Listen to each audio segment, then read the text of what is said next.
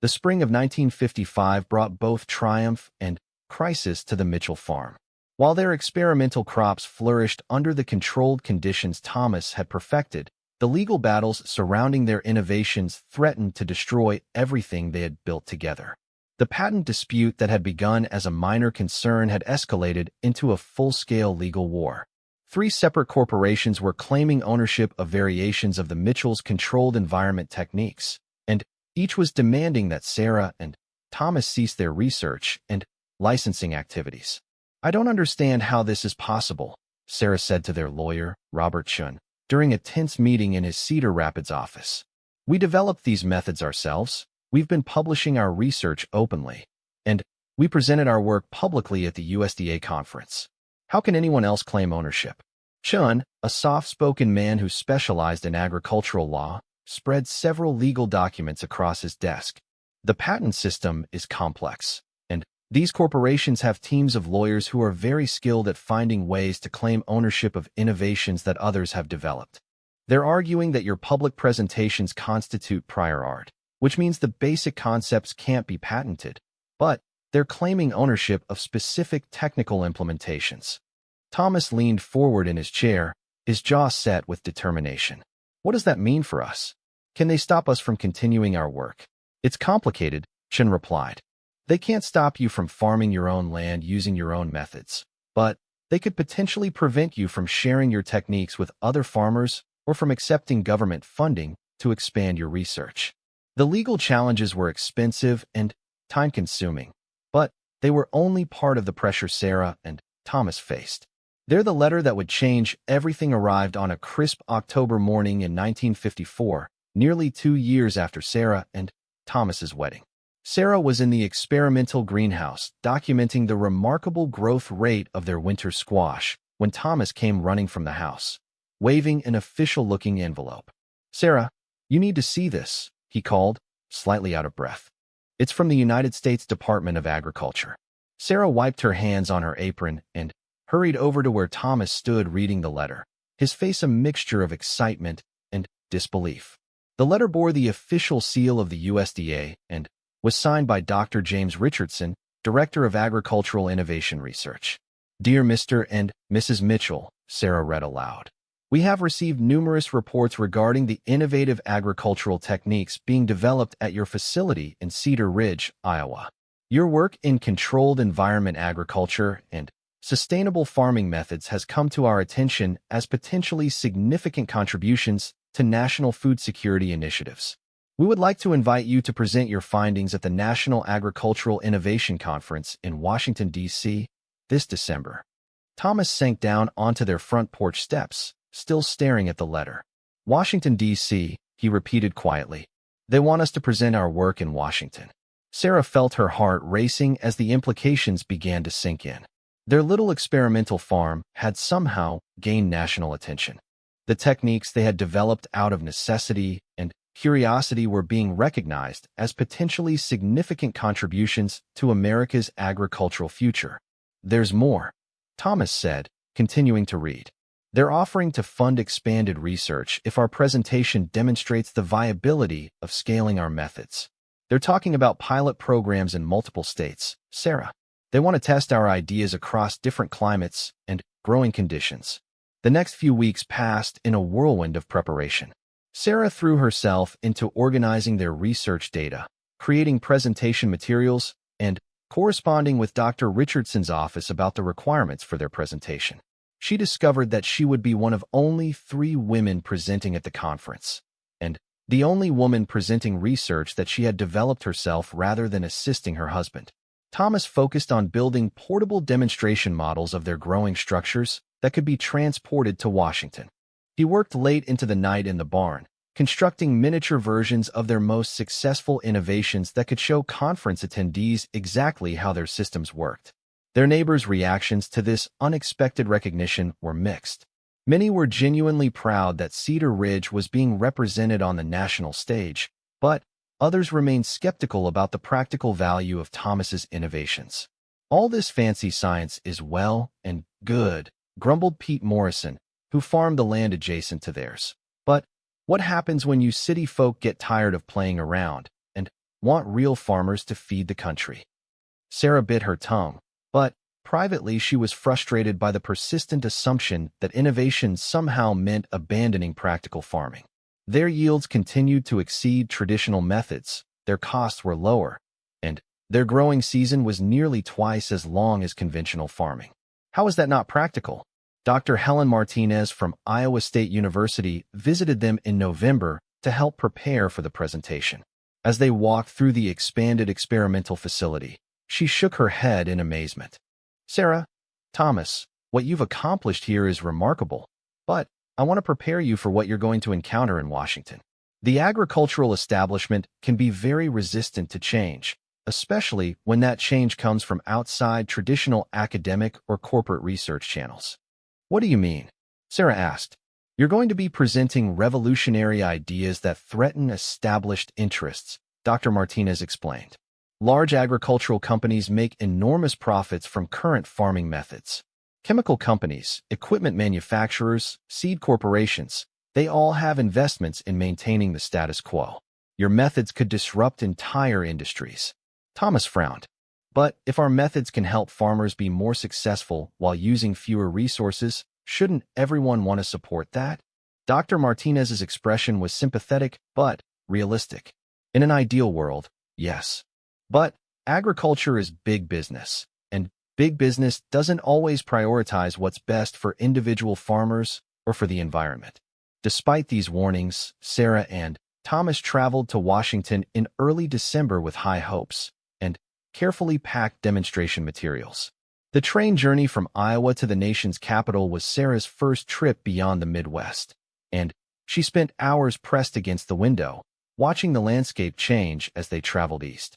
The National Agricultural Innovation Conference was held at the Mayflower Hotel, and Sarah was overwhelmed by the grandeur of the venue. The lobby buzzed with conversations in multiple languages as agricultural researchers from around the world gathered to share their latest findings. Their presentation was scheduled for the second day of the conference, and they spent their first evening attending other sessions and networking with fellow researchers. Sarah was struck by how many of the presentations focused on increasing production through chemical inputs and mechanization, while very few addressed sustainability or environmental impact. Dr. Richardson found them during the evening reception and introduced them to several other conference attendees. The Mitchells have developed some fascinating innovations in controlled environment agriculture, he told a group of researchers from various universities. I think you'll find their presentation tomorrow quite enlightening. Sarah noticed some skeptical glances exchanged among the assembled researchers, particularly when Dr. Richardson mentioned that they were working independently rather than through an established institution. She felt a familiar surge of determination that had served her well during her first challenging months on the farm. Their presentation the next morning was scheduled in one of the smaller conference rooms, but, to Sarah's surprise, the space was packed beyond capacity.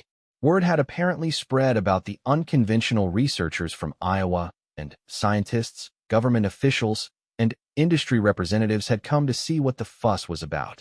Thomas handled the technical presentation beautifully, explaining their growing systems with the same patient clarity he had shown Sarah during her first months on the farm. He demonstrated how their controlled environment structures could maintain optimal growing conditions regardless of external weather, how their water recirculation systems dramatically reduced resource consumption, and how their extended growing seasons could increase yields while reducing environmental stress. Sarah presented their research data, documenting 2 years of carefully tracked results that demonstrated the superior performance of their methods across multiple crop varieties. She had prepared charts and graphs that made the benefits of their innovations undeniable, even to skeptical observers. But the real impact came during the question and answer session that followed their formal presentation. Mrs. Mitchell, said a stern-faced man in an expensive suit who identified himself as representing a major agricultural corporation, your methods require significant initial capital investment. How do you propose that average farmers afford to implement these techniques? Sarah had anticipated this question. Actually, our cost analysis shows that the initial investment is recovered within 2 growing seasons for most crop varieties. After that, the reduced input costs and increased yields make these methods significantly more profitable than traditional farming. But what about the learning curve? Pressed another questioner. These methods require technical knowledge that most farmers don't possess. That's why we're proposing the establishment of regional training centers, Sarah replied confidently. Farmers learn best from other farmers. We envision a network of demonstration farms where experienced practitioners can teach these methods to others who want to adopt them. The questions continued for over an hour, with Sarah and Thomas fielding challenges about scalability, adaptability to different climates, and integration with existing agricultural systems. With each answer, Sarah felt more confident in their vision and more convinced that they were on the right path. After the session ended, they were surrounded by interested attendees wanting more information. Dr. Martinez had been right about the skepticism they would face, but she had underestimated the genuine enthusiasm they would also encounter from researchers and progressive farmers who recognized the potential of their innovations. Dr. Richardson pulled them aside as the crowd was dispersing. "Excellent presentation," he said. "I think you'll be very pleased with the response from the department. We're prepared to offer significant funding for expanded research, and we'd like to discuss the possibility of establishing those regional training centers you mentioned." That evening, as Sarah and Thomas sat in their hotel room overlooking the lights of Washington, they tried to process the day's events. In the space of a single morning, they had gone from being small-town farmers with unusual ideas to being recognized as national innovators whose work could shape the future of American agriculture. "Are you ready for what comes next?" Thomas asked Sarah as they prepared for bed.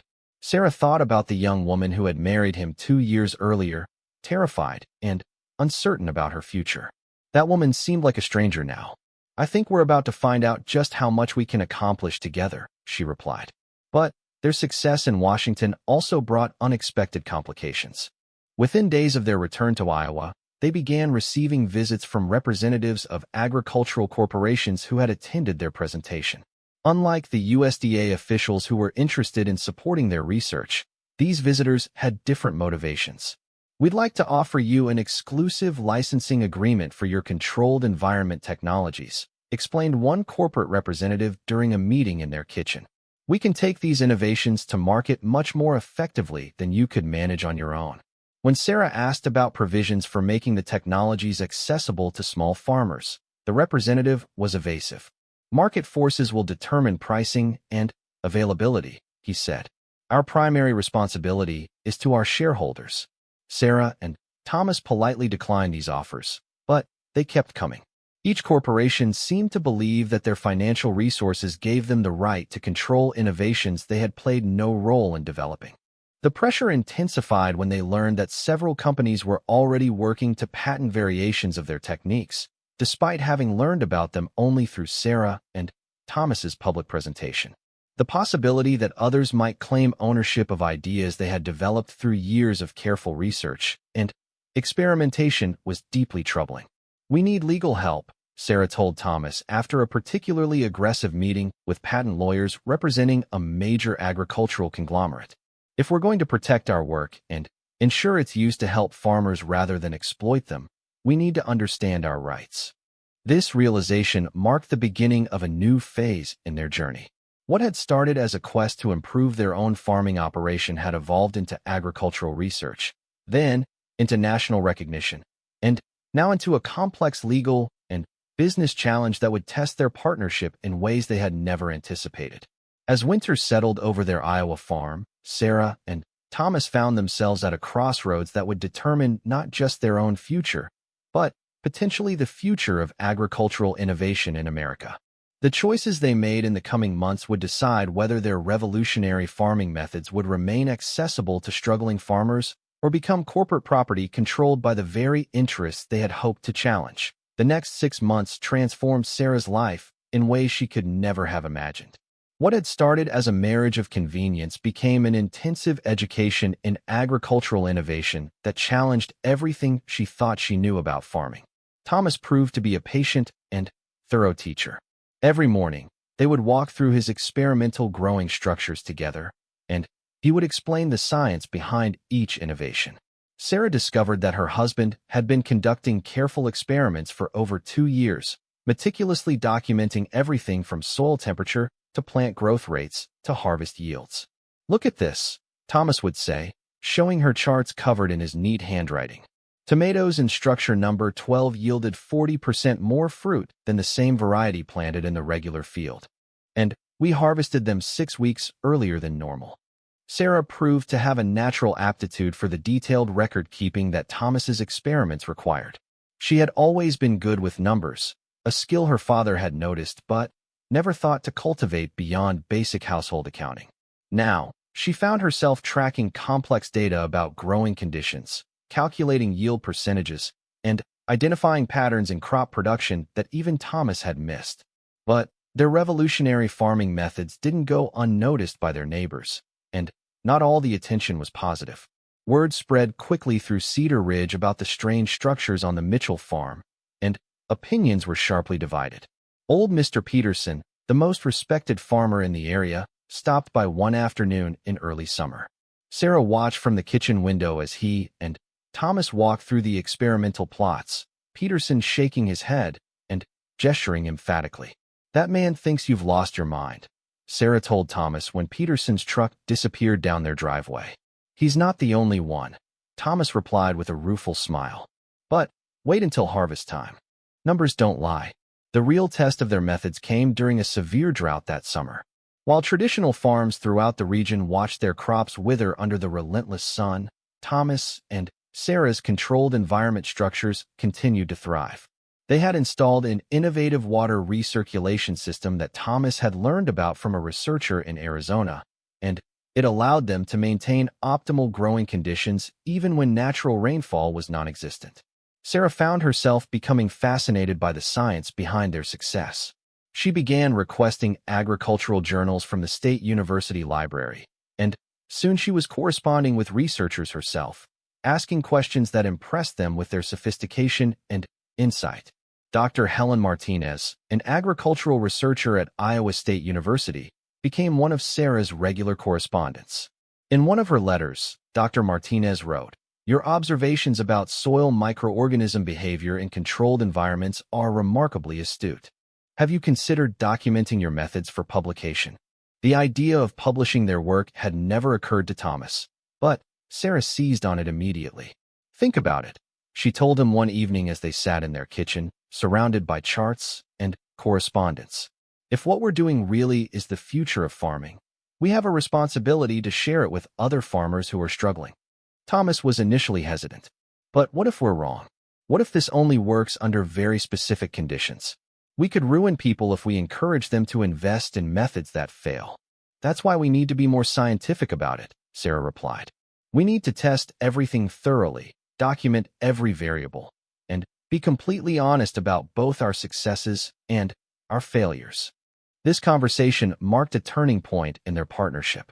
Sarah began taking the lead on their research documentation, while Thomas focused on expanding and refining their growing systems. They made an effective team, with Sarah's analytical mind complementing Thomas's intuitive understanding of plant behavior. Their first major breakthrough came in late summer when they successfully grew winter vegetables in a heated greenhouse structure that Thomas had designed based on principles he'd learned from correspondence with farmers in northern Canada. Fresh lettuce, spinach, and radishes in September was unheard of in Iowa. But there they were, crisp and perfect in the middle of what should have been the end of the growing season. Word of their success spread, and suddenly, the Mitchell farm began attracting visitors from throughout the state. Agricultural extension agents, university researchers, and curious farmers made the trip to Cedar Ridge to see the innovative growing systems for themselves. Sarah discovered that she had a gift for explaining complex concepts in ways that practical farmers could understand. While Thomas was brilliant with the technical aspects of their work, he sometimes struggled to communicate his ideas clearly to visitors who lacked his scientific background. Sarah became the bridge between Thomas's innovations and the wider farming community. One particularly memorable visit came from a delegation of farmers from Minnesota who had heard about their drought-resistant growing methods. Sarah led them through the facility, explaining not just what they were doing, but why it worked and how the techniques could be adapted for different climates and crops. Mrs. Mitchell, said one of the farmers, a weathered man named Carl Johnson. "You're talking about completely revolutionizing how we think about agriculture. Do you really believe these methods could work on a large scale?" Sarah looked out over their experimental plots, now expanded to cover nearly 5 acres, and then back at the earnest faces of the visiting farmers. "Mr. Johnson, I think we're just at the beginning of understanding what's possible. But, yes, I believe that within our lifetimes, controlled environment agriculture will transform how the world grows food." Her confidence wasn't misplaced. By fall harvest, their experimental plots had produced yields that exceeded traditional farming methods by an average of 60%, while using 40% less water. Even more impressive, their extended growing season had allowed them to produce 3 full harvests where traditional methods would have produced only 1. The financial implications were staggering. Despite the significant initial investment in building their experimental structures, they had already recouped their costs and were showing a profit that exceeded anything the farm had produced in its entire history. But success brought new challenges. As word spread about their remarkable yields, they began receiving unexpected visitors of a different sort. Agricultural supply companies wanted to sell them equipment. Seed companies wanted to test new varieties in their controlled environments. And, most concerning of all, larger agricultural corporations had begun sending representatives to discuss potential partnerships. "They want to buy us out," Thomas told Sarah after a particularly aggressive meeting with executives from a major agricultural conglomerate. "They see what we're doing, and they want to control it." Sarah felt a chill of apprehension. Everything they had built together, all their carefully documented innovations and hard-won knowledge, could be swallowed up by corporate interests that cared more about profits than about helping struggling farmers. "What did you tell them?" she asked. "I told them we're not interested in selling," Thomas replied. "But, Sarah, they made it clear that they're going to continue developing controlled environment agriculture with or without us.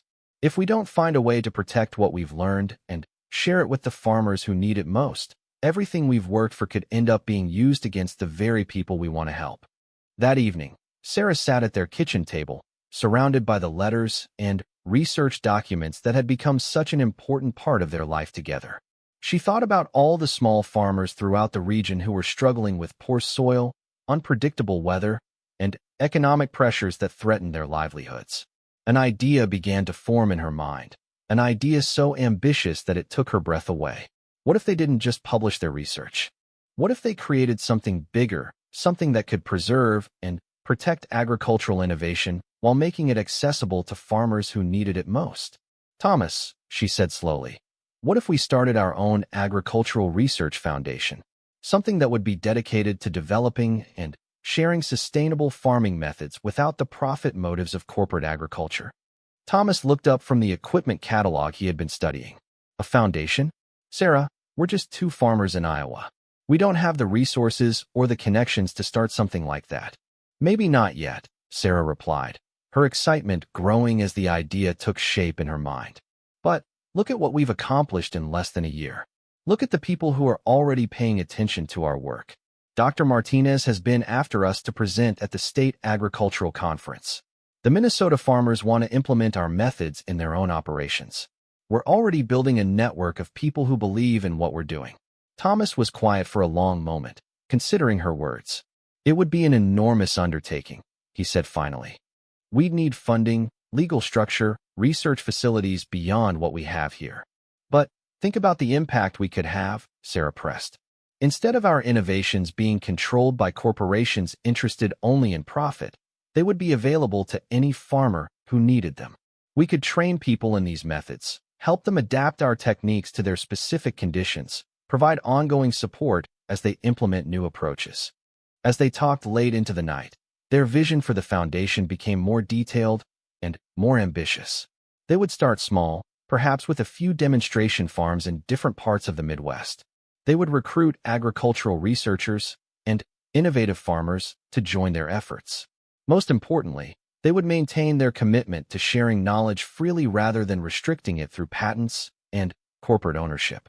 By the time they finally went to bed, Sarah felt more excited about their future than she had since arriving at the farm nearly a year earlier. What had started as a marriage of convenience had evolved into a true partnership, and Now it was becoming something even more significant, a mission that could change agriculture throughout the region and beyond. The young woman who had reluctantly married a struggling farmer was disappearing, replaced by a confident researcher and agricultural innovator who could envision transforming how the world grew food. And Thomas, the quiet man with revolutionary ideas hidden behind a modest exterior, was emerging as someone whose innovations could feed nations. Neither of them suspected that their ambitious plans would soon attract attention from the highest levels of government, or that within 5 years, they would be advising federal agencies on agricultural policy. They simply went to sleep that night dreaming of helping other farmers achieve the success they had found together. But outside their farmhouse, in the darkness beyond their experimental growing structures, the seeds of much larger changes were already being planted. Their work had caught the attention of people far beyond rural Iowa, and those people had plans that would test Sarah and Thomas's partnership in ways they could never have imagined. Sarah Elizabeth Connor had never imagined her wedding day would involve mud-stained boots and the smell of manure drifting through the church windows. But there she stood, 19 years old, in her grandmother's altered wedding dress, promising to love and honor Thomas Mitchell, a man she had known for only 6 months. The year was 1952, and in the small farming community of Cedar Ridge, Iowa, arranged marriages weren't uncommon. Sarah's father, William Connor, owned the local grain mill, but a series of bad investments had left the family drowning in debt. When Thomas Mitchell, a 25-year-old farmer with his own struggling piece of land, approached William with a proposal, it seemed like the answer to everyone's prayers. Thomas wasn't particularly handsome, but he had kind eyes and calloused hands that spoke of honest work. His farm, inherited from his grandfather, consisted of 160 acres of what locals called stubborn soil, land that fought back against every attempt to make it profitable. 3 previous owners had given up on the property before Thomas's grandfather bought it for next to nothing. Sarah's mother, Margaret, had spent weeks trying to convince her daughter that marrying Thomas was the right choice. "He's a good man, Sarah," she would say while mending clothes in their cramped kitchen. "And sometimes, love grows from partnership. Your father and we learned to love each other deeply, but it took time." The wedding ceremony was simple, attended by barely 30 people in the small wooden church at the center of town. Reverend Matthews, who had baptized Sarah as a baby, spoke about the sanctity of marriage and the importance of working together through hardships. Sarah barely heard the words. She was too busy wondering what her life would look like in the tiny farmhouse she had visited only twice during their brief courtship. After the ceremony, the small reception was held in the church basement. Mrs. Henderson, the pastor's wife, had organized a modest meal of fried chicken, mashed potatoes, and green beans from her own garden. The wedding cake was a simple affair, 2 layers of vanilla cake with buttercream frosting that Sarah's younger sister, Emma, had helped to decorate with wildflowers. Thomas was quiet during the reception, speaking only when spoken to and constantly checking his pocket watch.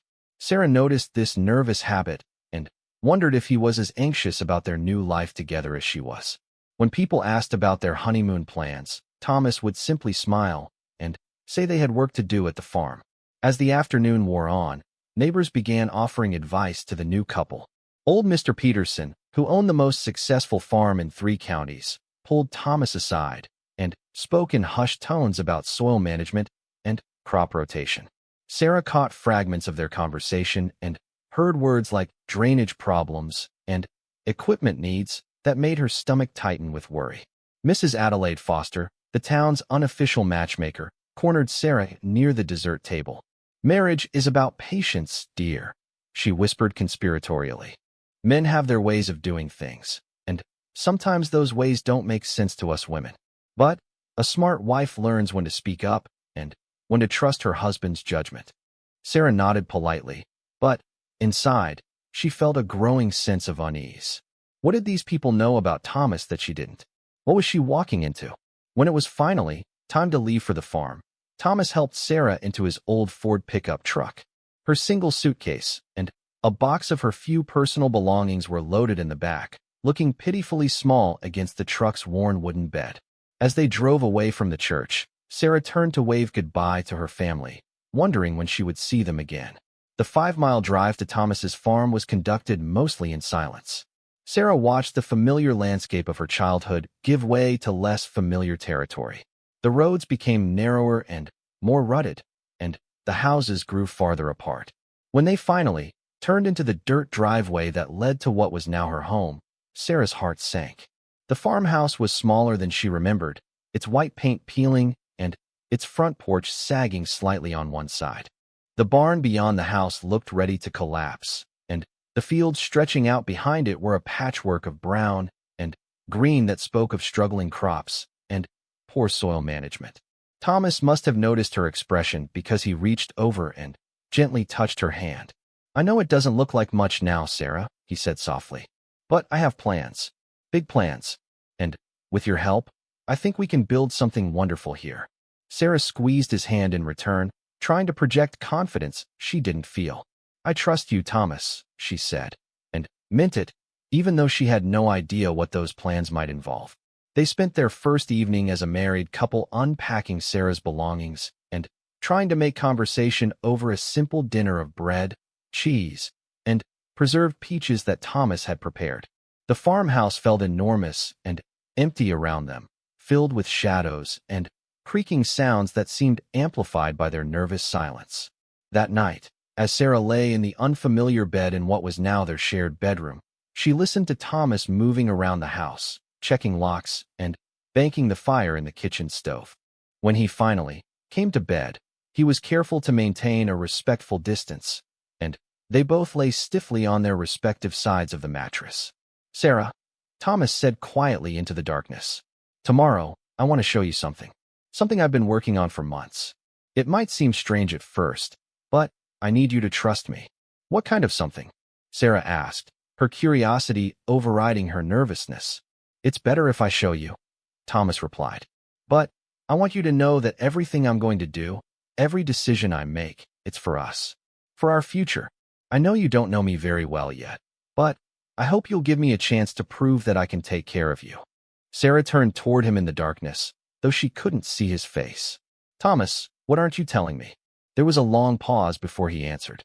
"I've been corresponding with some people, experts, about new farming techniques, things that no one around here has ever tried. Tomorrow, you'll understand." Sleep came fitfully for both of them that first night. Sarah dozed off and on, her mind racing with questions and possibilities. What had Thomas been planning? What kind of farming techniques could be so revolutionary that they required secrecy?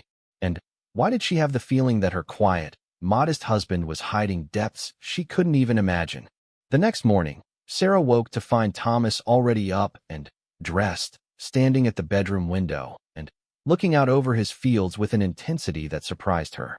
The early morning light revealed details about the farm that the previous evening's shadows had hidden. The crops were indeed struggling, but she could see evidence of recent work, new furrows, repaired fencing, and what looked like some kind of construction project near the barn.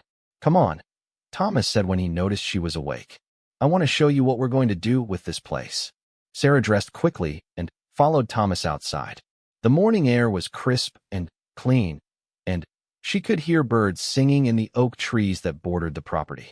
For the first time since arriving at the farm, she felt a flicker of hope.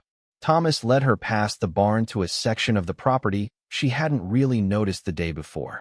There, hidden behind a grove of young maple trees, was the most extraordinary sight Sarah had ever seen on a farm.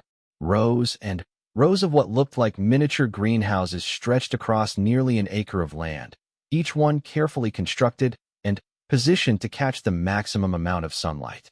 "Thomas," Sarah breathed, staring at the structures in amazement. "What is all this?" "Controlled environment agriculture," Thomas replied, his voice filled with excitement for the first time since she had known him. "I've been reading about techniques they're developing in California and overseas. Instead of fighting the weather and the poor soil, we work around them. Each of these structures can maintain its own climate, its own soil conditions. We can grow crops year-round, regardless of what's happening outside." Sarah walked among the structures, peering through the glass panels at the green plants growing inside. She had never seen anything like it. "How did you build all this? How did you even know about such things?" Thomas pulled a thick folder from inside his jacket. It was stuffed with letters, technical drawings, and what looked like scientific papers. I've been corresponding with agricultural researchers at universities, with farmers in other countries, with anyone who would share information about new growing methods. I've spent every spare dollar I had on these experiments. As Thomas explained his system, Sarah began to understand the scope of his vision. He hadn't just built a few experimental growing structures. He had created a complete alternative farming operation. Each mini greenhouse was designed to grow different crops under different conditions. Some were configured for vegetables that required consistent moisture, others for plants that needed dry conditions.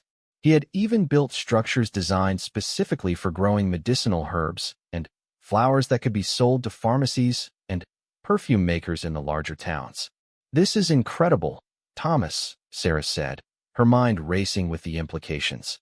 "But why didn't you tell me about this before we were married?" Thomas looked down at his hands, suddenly, shy again. "Because it sounds crazy to most people. My neighbors think I've lost my mind. Your father would have called off the wedding if he'd known I was spending money on what he would consider foolishness. But, Sarah, this is the future of farming. I'm sure of it." As they walked through Thomas's experimental farm, Sarah began to see her new husband in a completely different light. This wasn't the simple, struggling farmer she had thought she was marrying. This was a visionary, a man who was willing to risk everything on ideas that were decades ahead of their time. "What do you need from me?" Sarah asked, surprising herself with the question. Thomas stopped walking and turned to face her. "I need a partner," he said simply. "Someone who can help me document our results, keep records, handle correspondence with the researchers I've been working with. I need someone who can help me prove that this works." Sarah felt a surge of excitement that caught her completely off guard. For the first time in her life, someone was asking her to be more than just a wife or a daughter. They were asking her to be a collaborator, an essential part of something important and groundbreaking. "Show me everything," she said. "Teach me how it all works." The smile that spread across Thomas's face was the first completely unguarded expression she had seen from him. "Really? You're not afraid it's too strange, too risky?" "Thomas," Sarah said, looking out over the rows of innovative growing structures, "I think I married a genius. And I think I'm about to become a very unconventional farmer's wife."